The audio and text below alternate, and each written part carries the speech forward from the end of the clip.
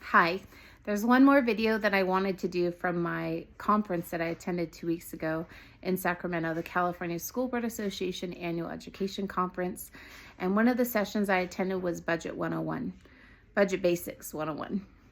I just want to share some of the details of what I learned because I think it's good information to know as a parent, as a constituent in the district, give you a better understanding of the budget in general.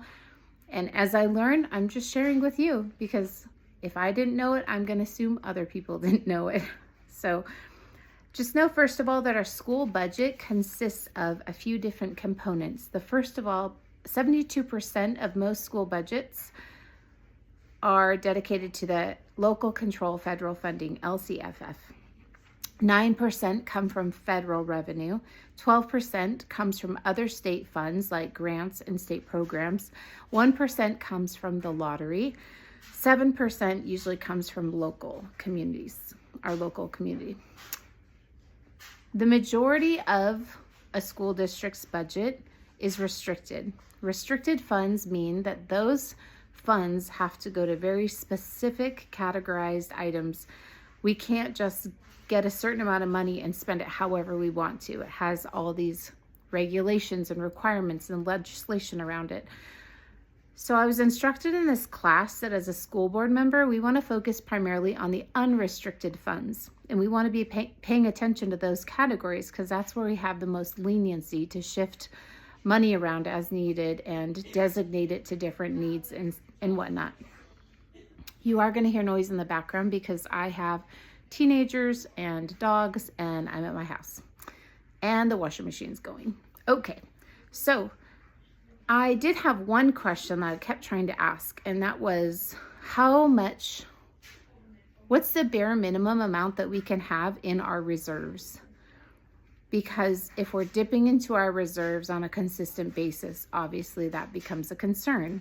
So I was told that there's a 3% state required minimum reserve amount. That was really interesting to know. The district approves an estimated projected budget over the summer by June. So this is kind of how the budget works. Over the summer, they're going to get a good projected estimate in place. And then by December 15th, the district has to submit a interim budget report that's based on more accuracy and actual revenues and expenses. And at this next board meeting on Wednesday, that's exactly what we're going to be doing, as going over these very important numbers, this very important document that gives more of the actual income and expenses of our district. So it also, on Form 01 of this budget, you're going to see a 3-year comparison. And I really appreciate having that, and it's required by state law so that we can have a projection 3 years out of where our district's going with spending and costs, etc. And it's fun. It's good to look at. It's good to understand and know. Let's see. I mentioned this in one of the other videos, but again, California is one of 6 states that provides funding based on attendance, not enrollment.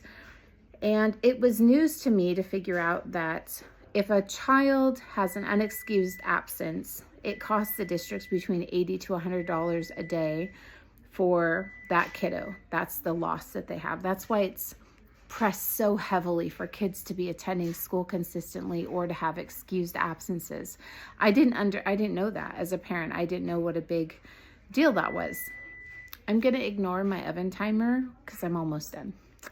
And if I get up, you'll just get a view of my entire house. Okay, so another point was most districts have 12 to 15 different funds. I look at them at like buckets, that you're organizing your money, your income, your expenses into buckets. So every school district has about 12 to 15 different buckets for all the money. With our school district budget, about 85% of the expenses come from certificated and classified salaries and employee benefits. That's a very large portion of our district budget, and it's really good to know that how much is going towards that. And when we're having issues with maintenance or classroom supplies or Money for students.